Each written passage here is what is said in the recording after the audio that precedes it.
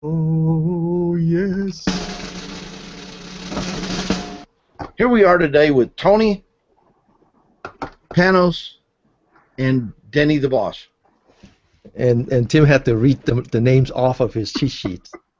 That's scary. So good morning, good afternoon, good evening. Welcome to another episode of the LMTV WTF. Where is Tony Fortunato? And with me today, of course, is Tony and Tim, and we have a special guest also, Panos of Buzzes, right? You got it. Hi everyone. And Thanks Panos for having is me. the co-founder and chief operating officer for a I was going to say brand new, but not so brand new anymore, but exciting company called Netbiz. So we'll catch up with Panos in a little bit. But first, we're gonna turn to today, and you know, as one of the editors of Love My Tool, my job is to not do any damage, basically. But occasionally, I would see articles come in with really long title, especially if the articles were written by marketing professionals. They like words. And so my job was to kind of cut that down. And so when Tony published an article a couple of days ago, it was a challenge because it only had 2 words, and I couldn't quite tell, you know, which one how I should shorten that. So with that, Tony, you're going to talk about this article you wrote recently, right? Yep.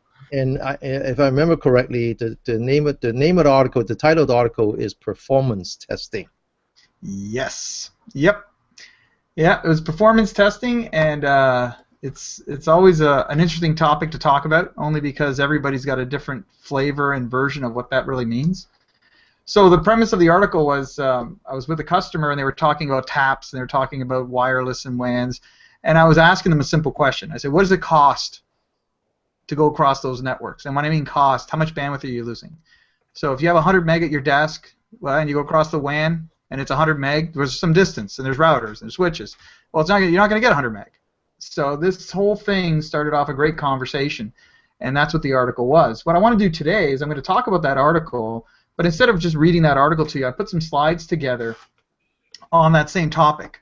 So what I'm going to do is just let me share my screen here. Let's see if Google likes to share with me. Give me 1 second here. And While you're doing that, Tony, performance analysis to me is kind of a black art, because every system out there, every network, every application, every server, every router every device out there has some need to understand the performance of it, and a lot of times it's just simply a baseline, something you can go back to and point to and say, ruh-roh, there's a problem. Yeah, exactly. And a lot of people go, do you remember the days of QoS? Everybody had QoS contracts, which nobody could test for. Right. But that was the way we did, you know, performance monitoring and performance analysis. But there's a lot of cool ways, and I read your article, by the way, which I liked. But you know, you got to start somewhere, and you got to understand your network, even if it's only a simple layer 3 baseline. You got to start somewhere. Yeah, I totally agree. Nicely said there, Tim. I think the other point is when you measure performance and you measure latency, loss, or jitter, whatever you're trying to measure, the $1,000,000 question is not is it measurable. The $1,000,000 question is it perceivable. So if I said to Denny, hey Denny, you're going to lose 1 millisecond when you go surf the internet, are you going to notice? And if he said yes, he's lying, right? So there's no real way to perceive that type of. Okay, so Tony just before the show started, he called me stupid, and now he called me a liar. How did that work? No, go ahead, Tony. I wanted to see if you were paying attention, Denny. Yeah, I am paying attention. I've heard. He's writing you down in his little black book now, Tony. Yeah, I know, man. It's not coming back out. Okay, Tony, sorry about that. That's all right. So measuring performance is not a straightforward exercise because many variables need to be documented, and that's what people. This is a catch-22 because people say I've got a lot of variables, I don't know what's going to slow me down or what the issues are, so I'm just not going to baseline, and that's kind of a problem. And I tell people the next point is really important. Many other variables will be missed. Just accept that. You're not going to know everything, and even if you did think you knew everything, you don't. So just start somewhere, document what you can, and then fill in the blanks as you go along. choosing the appropriate methodology is key, and that's what I'm going to show you today, the ways of doing this, not tools. I'm not going to say click this button on this tool. I'm going to say here's how you do it with the tool of your choice. Tool selection is also important. So you can have commercial tools, open source tools, your own tools. I'll even talk a little bit about batch files, but again, that's more, I'm going to say the tool is secondary to the methodology. So choosing what type of performance you want to measure is your first steps, and this is the big problem. You want to observe existing traffic. So for example, Panos is sitting there and he's running an application. He's got a CAD/CAM application. He says, I don't have enough bandwidth. And the question is always, well, how much are you using? He doesn't know. So you might want to sit there and monitor the client or the data or the application. The second one is what most networking people do, generate your own traffic. So you're going to generate your own load on a network, and you're going to find out how well does that work, how much data can I get across, so on and so forth. So regardless of performance type, regardless, right, you should always start with a local baseline. And I'm going to explain what that means in just a moment. So what makes a tool effective, right? So you got your tools, your coconuts and your hockey sticks. Those are all just tools. And you got to have some sort of skill. So for example, the coconuts, you have the professor on Gilligan's Island, the hockey stick, you've got Wayne Gretzky, and they can take those basic tools, and with a bit of skill, they can make a tool effective. And this is part of the problem. Everybody might have the same tool on their shelf, but they're all going to have different skill sets to leverage that tool. And this is a good part of the conversation I have with people.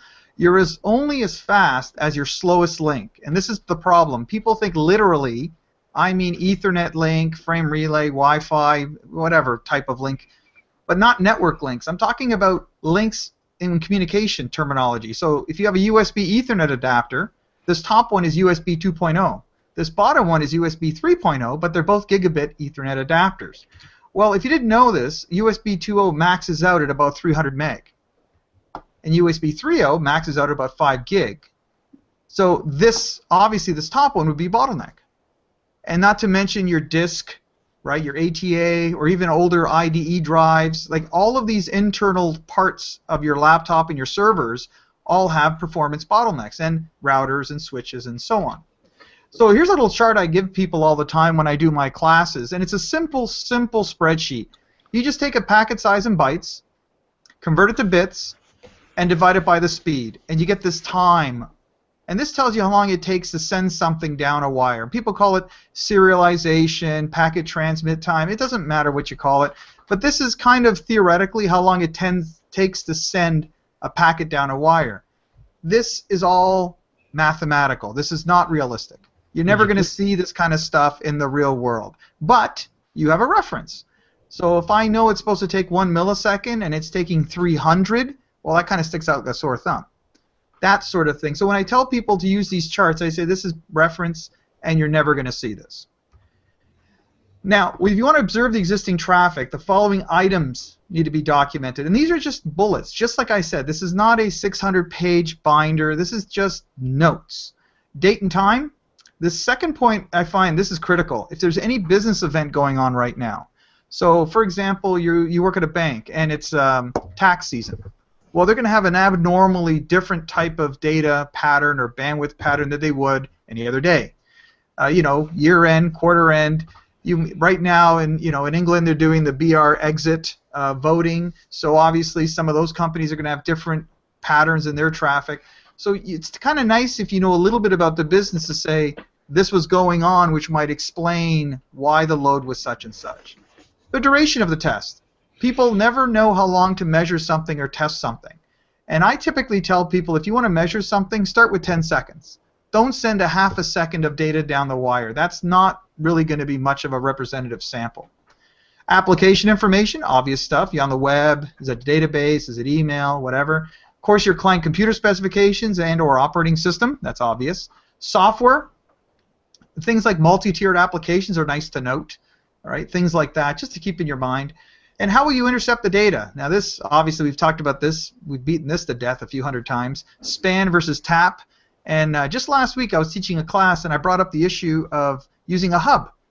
And everybody kind of looked at me and says, nobody uses hubs. I said, why not? If you just want to watch an application's behavior and you don't care about performance, why not use a hub to watch the application talk to the server? There's nothing wrong with that. As long as you know it's a hub and everything's set up right along the way, this is not a problem.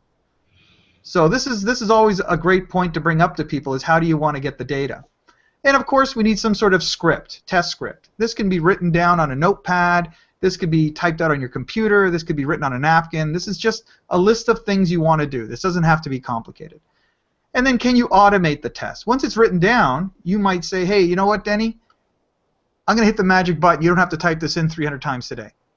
And he's like, oh, cool, nice. And then you can automate the task, or you can schedule it to run at 3 a.m. and that sort of thing, using things like AutoIT, which is free, or you might just write a good old macro if you know how to do that, right? Mm-hmm. And how many tests are you performing? And this I find to be a bit of an issue as well. If I was to do a test with Tim today and we got 100 meg out of 100 meg, I would not use that number, right? And that kind of throws people off. I explain that using 1 out of 1 is not a good sample. You might want to use 5 tests, drop the low, drop the high, and average 3. So you might add 100, you might add 60, but you might have 3 of them at 90. So I'd be using 90 as a better number, okay? Because networks are not static; they're fluid, right? Fluid. Excuse me. So now we're going to move on to one thing. Yeah. One thing I always tell people: put down the day of week that you're doing it, not just date and time.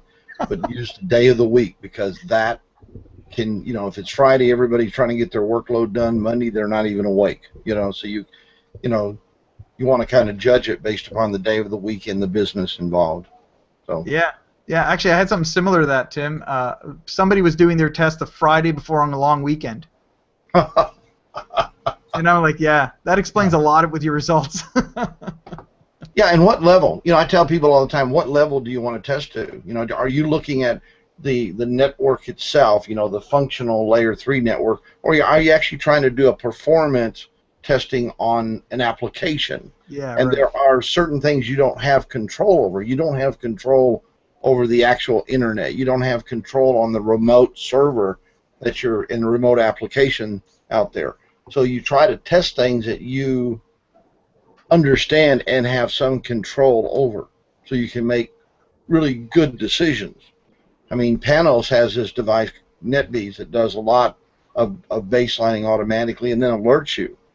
But he's even added a bunch of other stuff, so it can be really cool what you can find out if you know what part of the network you own and what you can actually have an effect over. So, sorry, go ahead. I'm sorry. Oh, that's fine. Hey, cool. Thanks. It's all good. So when you generate your own traffic, again, we need to document a lot of the same stuff, right? But there's a couple of additional things when you generate your traffic. And I've said this before. What is the slowest link between the hosts? And you might have gig at your desk, and the server might have 10 gig, but in between you might have a DSL line connecting the remote office. So again, you always have to factor that in, not as far as bandwidth, but as far as other numbers like latency and jitter and loss. You use the number of that slowest link, right? What is the direction of your traffic generation? This is a big problem, because if I was to baseline an application with a client, I would typically ask them, is the application download intensive or upload intensive? And 90% of the time the answer starts with it should, or I think, which means they don't know, which means you're going to troubleshoot the problem incorrectly and possibly architect the network incorrectly. So it's always important to be able to replicate what people are doing. So a lot of times I got to specify if the generation is an upload, download, or both, right? And lastly, what protocol or application do you want to use? And this is a bit of a sticky point, because again, if you want to look like the application, then you should run something like the application. If it's a web-based application, you don't want to test with FTP. If this is a disk-intensive application, you don't want to use iPerf, because it runs in memory. So you have to keep everything as level and as comparable as you can. So now when we get to copying a file, because that's the most popular way that people stress out a network, the first question is, how big of a file do you get? And people will randomly go to a folder and say, oh, look, here's a 4 gig movie. Let's copy that. And I explain to people the math is simple, and the math is not pulling a straw. The math is here at the bottom of the screen. So you take your bits, you divide by 8, times the time, and you get a size in bytes. So in this case, if I had 100 meg Ethernet and I want to stress it out for 10 seconds, I need a 125 meg file. Now, that doesn't mean if I copy 125 meg file and I start a stopwatch, it's going to finish exactly at 10 seconds, right? But again, it gives you a reference. If it's supposed to take 10 and it took 12, you know. If it's supposed to take 10 and it took 50, well, now you know. So when I used to work in the old days at a bank, I used to tell people how fast the links were between the sites by literally using my stopwatch because I knew how big the file was.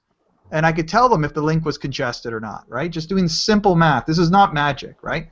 And now you know how big of a file you should have. So if it's 125 and you got a 130 meg file, that's fine. But you don't need gigabytes, right? You don't in this specific example. And by the way, Denny, I know you're going to ask, so I'll tell you ahead of time. Yes, I will put this up on. I'll give you a link for this, and you can obviously post this with the notes. Okay? Yeah, the slide share, you mean? Yeah, SlideShare. Thank you. Yeah, actually, yeah. For the audience out there, Tony has a library of presentations in a website called slideshare.net. So I'll put up the link for that. Okay, great.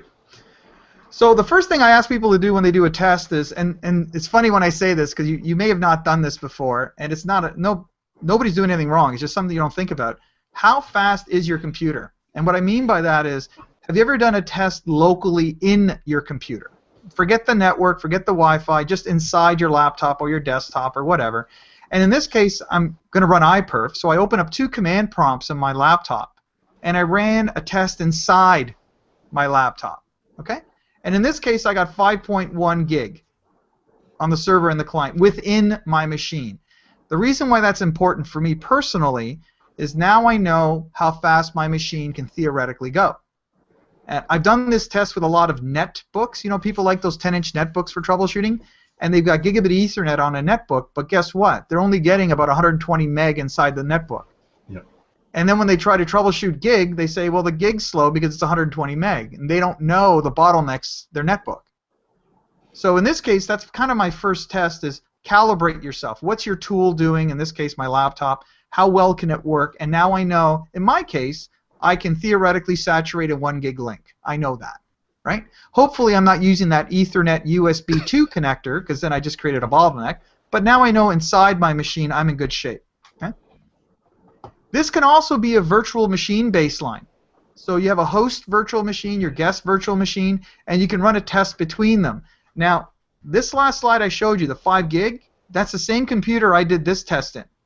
And the only difference is I went through the virtual machine on the same computer. My 5 gig became 750 meg. See that? And I've done this with many virtual environments where you have gig, Ethernet, and they're getting 80 meg, 90 meg. And I've since learned, especially in like VMware, for example, there are parameters you can tune to make that better, obviously. But these are all defaults. I'm not saying everybody's going to get this. I'm saying you should find out what you're getting, right? Mm-hmm. And you can see at the top here, this is kind of a mock baseline where I said I did an upload test using the application defaults. And underneath it, I just put one simple line. It's TCP port 5001. It's an upload, 64K window size, and 10 seconds. All of this came up on my screen, but I just wrote it out in a one-liner. That's all I did. Okay, so that way I know next week, next month, next year how I did it. And the more important part of this is not so much what I did, but tomorrow, if Tim is going to do the same baseline and I'm away, well, he can do it now. Because that's the problem at a lot of organizations. People say, I don't know what Tony did. I can't do that. You have to wait for Tony, right? Where that's not true. Somebody else can sit there and literally type that command. So now the next thing we do, we know what's going on in my machine. Well, now let's go between 2 machines. So ideally, you're going to find out the local throughput inside. Again, 2 laptops, 5 gig on the left-hand side. That's my Alienware. And 2 gig on the right-hand side. And we connected them together with a 1 gig Ethernet cable. That's it. That's all we did. Simple. Well, that's 1 gig Ethernet. But I know these 2 guys can max out that link. So this is part of what I say when I say tool calibration. You understand these guys can fill that up. Well, what did we get? 955. So the problem we have now with this statement, not that it's 955 meg. The problem is people will ask you if that's good or bad. That's the problem. And the reason why I say that's a problem is because we don't know. This is the first time we've ever done it. So the answer is 955 is not good and it's not bad. It's the first baseline. The second time you do this, 955 will mean something. And the third and the fourth and the fifth, and that's another reason why we do more than one sample. Okay? So after we're done testing these 2 devices, then we put more stuff between them. So in this case, a switch. In this case, the switch had no measurable change. 955 became 955. Good. I'm sure at the nanosecond level, microsecond level, there's probably something going on here, and I've written other documents that explains exactly what's going on. But as far as the use is concerned, it was 955 and it's 955 and we're done with it, right? Yeah, and the nice thing about that 955 is it includes the standoff interframe gap. So when you're calculating what it should be, you're going to find that my calculation is off a little bit because Ethernet requires a 9.6 microsecond standoff. Right. So a lot of people don't count that in when they're trying to say, well, I'm sending out, 100 gig. Why is it taking longer than it should? It should only be this many seconds, milliseconds, microseconds, whatever. And they forget about that. They forget about that 9.6 millisecond or microsecond gap. Yeah, that's a real good point. And I word this as your true mileage of your vehicle. You've got the mileage that the manufacturer told you, but then you just put 200 pounds of bricks in the back and you drive like a maniac. Well, guess what? You're not going to get the advertised mileage. So yeah, just like Tim said, this includes all the header information, the interframe gap. This includes distance, latency, and maybe collisions along the way. Yeah. So at the end of the day, everything equals 955. You know what I mean? Then guess what we did? We put a wireless access point now. 2.4 gig. 2.4 gig 802.11n, right? N as in no difference. Who knows what that means?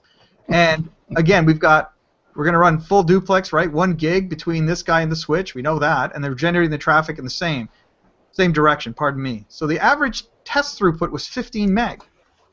And the problem I run into when we have this type of scenario is now we argue why it's 15. We're back to what I just talked about a moment ago. Is it good or bad? And people just phrase it differently. They say, oh, this is supposed to be 120 meg. And I said, well, yeah, it's supposed to is kind of nice, but I know we got 15. And then you go through, the witch hunt of why is it 15? Well, don't do that. Just document stuff that you would do for wireless, such as the distance to the access point, what channel am I on, the relative signal strength indicator or the strength of the signal, the noise floor of the network, how many other devices are on the access point. Just document all that. And just like Tim said very well a moment ago, this includes, 15 meg includes all the noise and the wireless spectrum and the load on the switch and the load on the AP. It includes all that. So you better document it. Because the next time when you have fewer people on that access point, you'll get a different number. And quite honestly, for the people who know wireless, you can do this test 5 times, keep everything identical, and you'll get different numbers. That's just the nature of wireless, right? So it's kind of nice to be able to explain to people your gig went from 955 to 15 meg. And you'll be surprised how many people call Wi-Fi, and this happened in the 90s, and it's stuck for some reason. They call Wi-Fi wireless Ethernet. And that's I always say that's the worst possible thing to call that. Because a boat is not a car, so you can't call a boat a dry car. And that's what people are doing with Ethernet. They're trying to design Wi-Fi like Ethernet, they're trying to test it like Ethernet, and they're trying to monitor it like Ethernet. It's not even close. Okay? Yeah, I mean, it's got more layers. It's it's like WAN. If you ran that through a large WAN, you'd see a difference right away too, Yeah, it's just exactly. it's a different physical layer, so you've got more layers to handle. Yeah, more stuff. Yeah. How's that? Stuff. Yeah. So that's now not what you called it the other day, Tony. Yeah, I called it a lot of things the other day. Started with an S. Ways to automate our traffic generation. Now that you get the hang of it and you do the test, in this case we're talking about iPerf as an example, and Tim may do an iPerf, and then Denny will do an iPerf, and Panos will do an iPerf, and I'll do an iPerf, and of course we're all going to do it different, right? So this is where you write a simple batch file in Windows or Bash and Nix or whatever. It doesn't matter. You're writing some sort of automated process. And you're going to put this batch file and you're going to probably test it from RAM. And I say probably because iPerf can use a disk. It just does not by default, right? People don't know that. So if I want to test it from the disk, I can do that as well, but you just put this -F and you can give it the name of the file. So this is always an interesting exercise to show people that, yeah, using the disk costs something as well, right?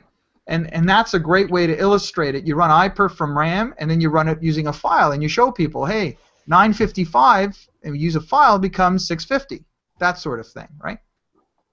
So if you want to use something else like FTP, because that's always a popular one to use for people, and I'm surprised how many people aren't aware of this. Microsoft FTP client supports this -s option.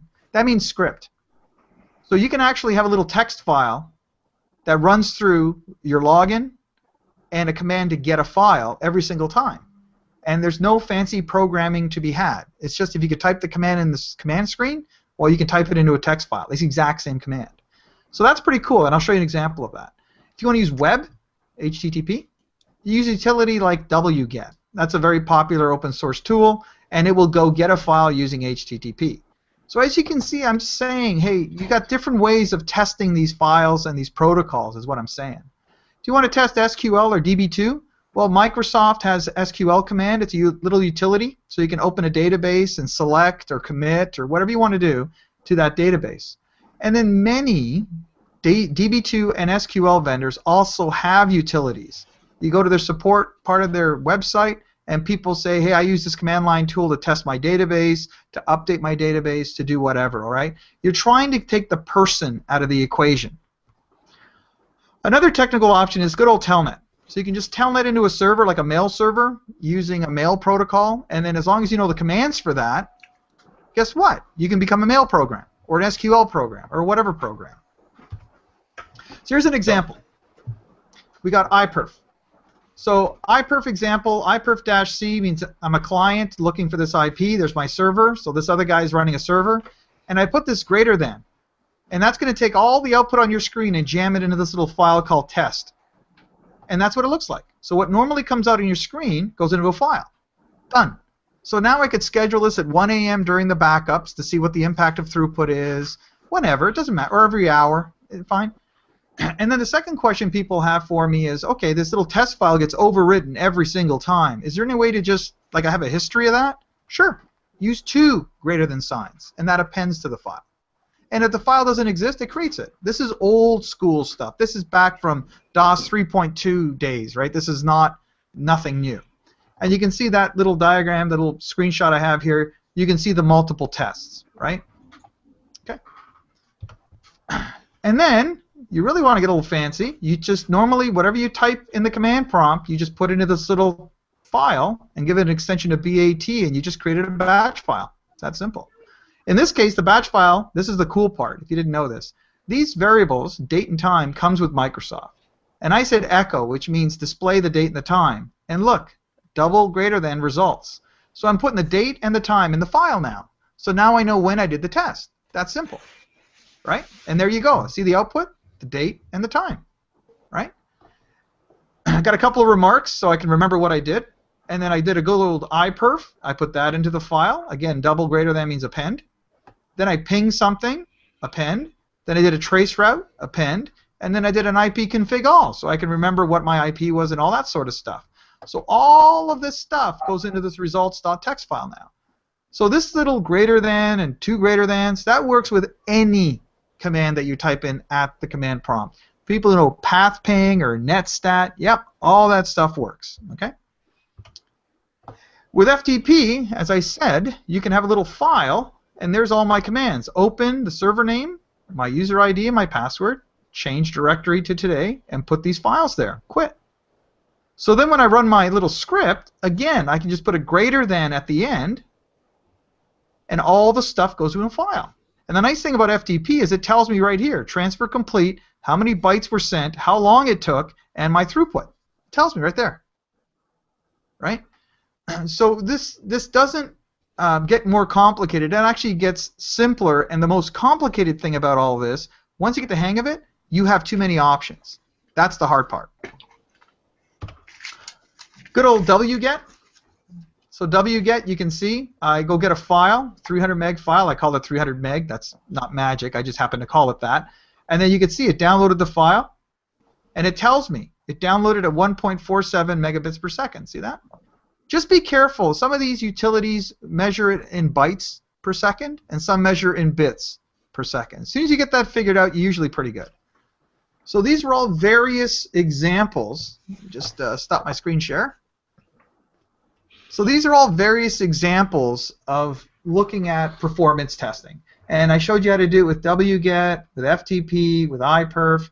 There's millions of ways to do it. The only thing I ask people to do, I encourage people to do, please be consistent. So today, if you used ping, please use ping tomorrow. And if there's a vendor around the corner that says, hey, we use ping too, good. Compare their tests against your test. If the answers are identical, they did it the same way you did, and now I can leverage their tool to do my job. Because sometimes they don't do things the way you did because they have other ways of doing it, right? It's that simple. So I hope that helps. Yeah, I think the cool thing is repeatability. If you test, you know, whatever you test, you just have to repeat it. Don't try to do one test and then say, oh, next week I'm going to run another test, because they may not be anywhere close to the same. You're going to get different numbers, and it can get very confusing for people. A simple baseline, and that's what performance is. Performance is a comparative analysis to a former answer or former result. And you know, like I said earlier, there's products out there like Netbiz that constantly do this. Okay, no one's got to get involved, and you can tell when something changes. And that's the whole idea behind analysis, is to know when things are changing. If people do a performance test and they do it automatically and there's some kind of alarm, well, that's when you're going to know something's going on. Malicious behavior, you know, you'll have to dig around and find it. It could be someone loaded a game on. Or right. You remember the great days of active you know, screen cover, you know, when people would download Dragonware, or not Dragonware, but one of those Dragon pictures or something, and their screensaver would click on, and all of a sudden their network traffic would go through the roof. Mm-hmm. That was because it was online. Yeah, right. You know, and they didn't know how to stop it, so it was going all the time. You know, and today we see that in security. People will go out and download something and not know that they actually downloaded something that's going to be going on all the time. Right.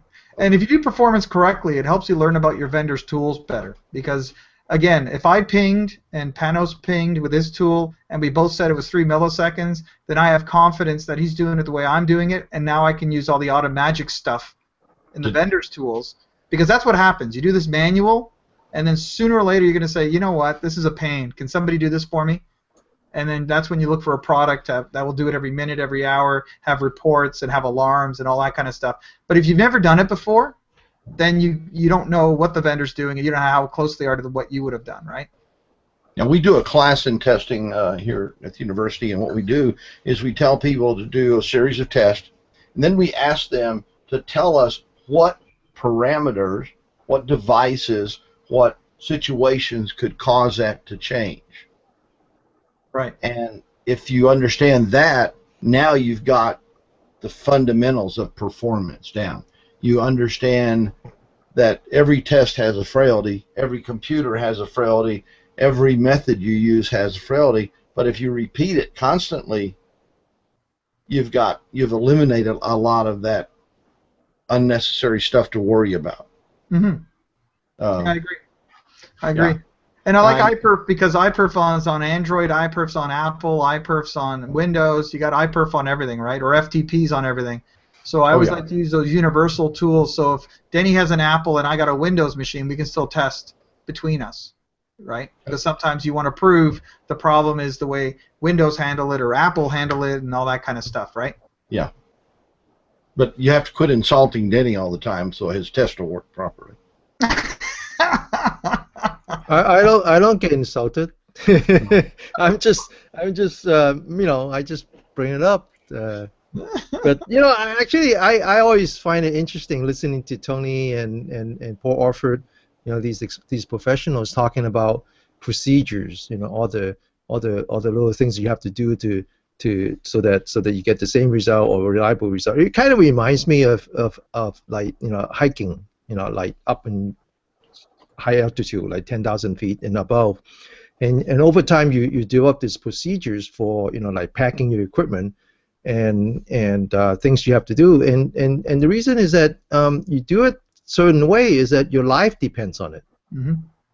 You know, even though it's non-technical mountain climbing, but still, you know, when you get up there, every little thing that you did, you have to do it with care. And so in a way, you know, that's sort of what we're talking about, right? You know, performance testing, you just have to do it as if your life depends on it. Right. Yeah. Now Panos, That's what Yeah, your I'd like product to, does. yeah, I'd like to take 2 points from Tony's presentation, which was excellent, right? I mean, everybody's familiar with hyperv, ping, and your main, I guess, points were document what you do so you can repeat it, right, and be consistent. And then if you try to take this to the next level, so you're talking about now running this hyperv test between two endpoints, right? So you have in your control one workstation in Georgia and one in San Francisco, right? If you're going to take this to the next level and you're going to do it between all your 5 or 10 or 15 or 100 locations, right? It gives you a whole different level of visibility in your performance of your network, right? So imagine having an all-to-all hyperv test, an all-to-all ping test, right? You can create a baseline between all your endpoints and then use that when things come up, right? So the first way to use it is like if the issue comes up by a user, so you are able to compare those baselines between any two endpoints and know now, hey, I have my baseline, I know that I'm supposed to get 15 megabps from one location to the other. Right now I'm getting 5 or 2, and I know there's something wrong there, right? And you cannot do that unless you have the baseline created, documented, and stored somewhere so you can like use it when needed, right? And of course, the next thing is to be able to get notified even before the user we just talked about opens a ticket, right? Because the user perceives slowness differently than actual slowness, you know, like is measured. Might take them a while to decide to take action on it. Sometimes, you know, I'll wait half an hour. I wait an hour. Maybe the problem is gonna go away by itself.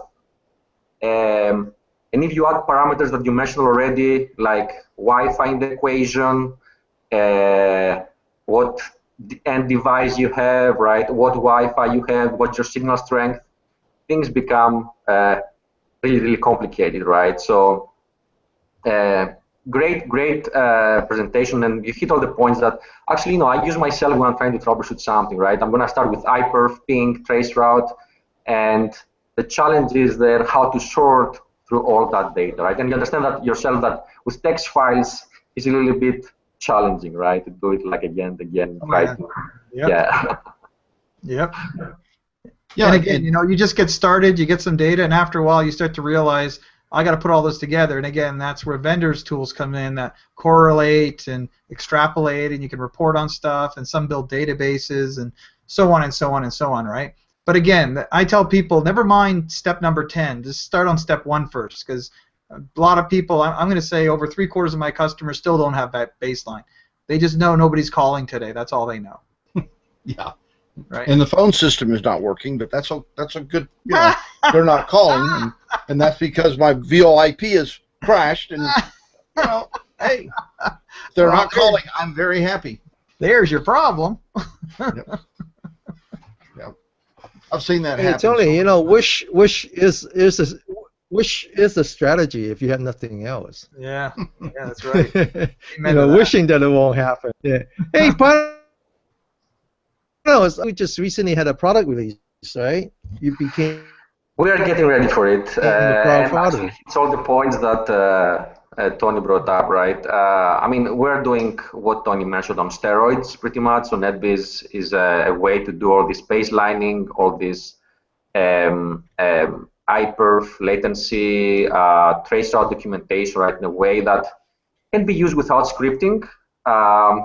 Us guys, we're developers, we we know how to do this very well on a command line, but many folks, I mean, it's not difficult to comprehend and understand and start developing your own scripts, but after a point, it becomes, you know, untractable, right? If you have like 5 locations, 10 locations, 20 locations. So what we do is that we provide all this information, all end-to-end information, vendor agnostic. So you have your hyperv, your latency, your traceroute on a dashboard where you can, at any given point, find out what was your baseline in the past month or hour, and even more, right? Get an alert, right? Tony, Tim is like showing off one of the devices there.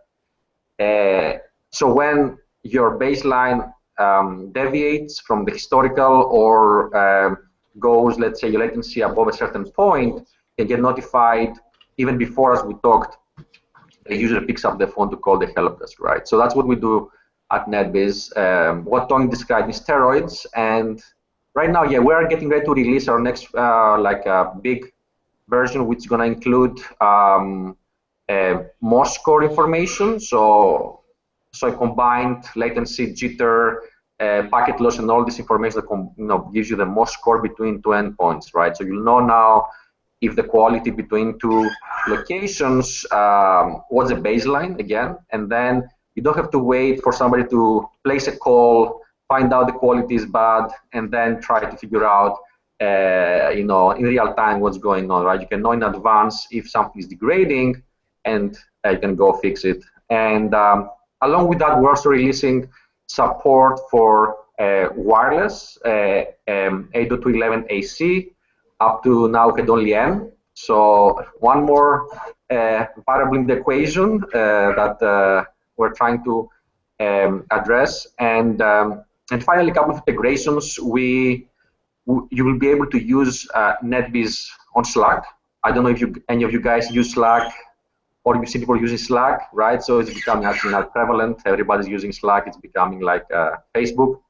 So we're putting lots of effort in integration, right? We know that Slack is being used a lot by teams in all levels of IT to chat, send information. And imagine now having a channel and being able to say, hey, we're having this issue in Atlanta. Let's run a ping test from Atlanta to San Francisco and do that over Slack without having to look at Netbiz. So you can have the data there, chat with them, and figure things out, right? So it's coming up. Tim and then I'm gonna ping you again when we have that out and do like a more thorough review. And I'd love to see what Tony thinks as well. I can show you if you want, Tony, like more details. And because what you are doing right now is what's our bread and butter, pretty much. Awesome. Yeah, great. Okay. It would be really enlightening, Tony. It does some pretty damn cool things. Thank you, Panels. And have we announced that Panels has a brand new baby? We should probably close the show. It's more than 40 minutes now, so we got to way past that 30-minute magic mark. Tony, just a quick. So what have you been up to? What have you been working on? And then we'll close the show then. Yeah, last week I was doing a 5-day Wireshark class for IP and troubleshooting for global knowledge in Toronto. That was fun. 5 days of fun and stuff. And of course, my regular stuff. Of course, you're doing that in Canada. And you're doing for your fellow Canadians who couldn't travel to the States. Yeah, that way they can understand me. Because if I speak in the U.S., they don't understand metric. So, but yeah, I had a class last week, and next week I'm hopefully going to go away and chill out for a day or two. But then I've also got a lot of work scheduled, wireless and high-speed cable and network design and firewalls and all sorts of stuff. So yep, fun. Yeah. And photography. He'll be taking pictures. Good. Thank you, Tony. Thanks for joining us. Yeah. Thank you, Tim. Hey, you were putting up, Tim? I'm sorry, Danny. You're breaking up real bad. Did you hold up the Netbiz product? Were you doing that? Yeah. Can you do that? Product. That took a lot of energy. Here it is. It's a Raspberry Pi. There you go. Cool. Very cool. All right. So we'll. Juanos, thanks again for joining us, and we hope to talk more about your product in the future show. And especially when the new release comes out. Definitely. Yeah. Okay. Well, thanks everyone, and enjoy your lunch, and we'll see you soon. Bye-bye. Bye, everyone.